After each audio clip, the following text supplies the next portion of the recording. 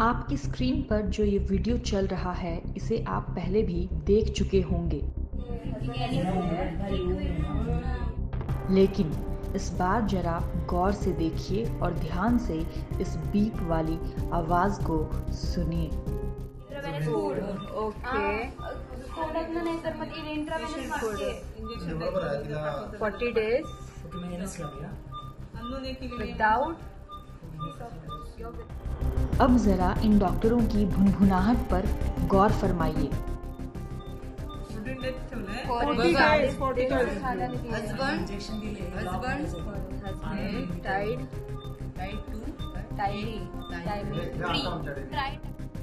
आपको साफ तौर पर वही बातें सुनाई देंगी जो कि ये विदेशी महिला इस पेन से पेज पर लिख रही।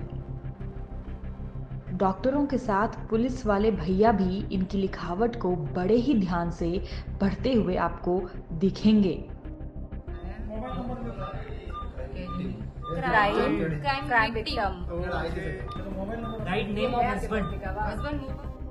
अब इन लोगों से नजरें हटाकर इन महिला पर चलते हैं। इन महिला के कपड़े इनके शरीर से कुछ इस कदर चिपके हुए हैं कि पैर की हड्डियों का ढांचा तक आपको साफ तौर पर दिख जाएगा। साथ ही पैर में कादो, कीचड़ और कई खरोंच के निशान भी दिखाई देंगे। जब आप इन महिला के चेहरे को देखेंगे तो मांस का नामो निशान नहीं दिखेगा। ऐसा लगेगा जैसे कोई हड्डी का ढांचा स्ट्रेचर पर लेटा हो। आपको बता दें कि जिस महिला के बारे में हम बात कर रहे हैं, इनका नाम ललिता काई है और ये एक अमेरिकन नागरिक हैं। इन्हें यहाँ 7 समंदर पार आकर भारत में इश्क हुआ और तमिलनाडु के रहने वाले एक शख्स से इन्होंने शादी कर ली। ये सारी चीज़ें इनके पास से मिले डॉक्यूमेंट्स के आधार पर ही सामने आई है। पुलिस ने इन्हें कुछ दिनों पहले ही मुंबई के पास के इलाके सिंधु दुर्ग के जंगलों से निकाला था। जंगल में ललिता को एक चरवाहे ने तब ढूंढा जब ललिता लोहे की जंजीरों से जकड़ी हुई दर्द की हालत में कराह रही थी। इसके बाद चरवाहे ने गांव वालों को बुलाया और फिर मौके पर पुलिस पहुंची और इस महिला की हालत को देखकर सबसे पहले इसे हॉस्पिटल लाया गया। ये जो आप अपनी स्क्रीन पर देख रहे हैं, ये मंजर उसी हॉस्पिटल का है।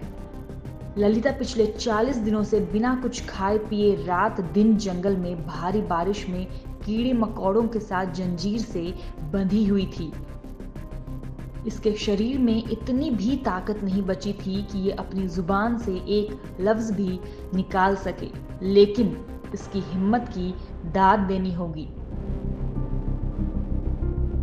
इसने पेन और कॉपी मांगा और फिर अपनी कहानी, अपनी इस हालत के बारे में एक एक बातें इसने अपनी लिखावट से सबको बताई, जिसे पढ़कर सभी शॉक्ड रह गए।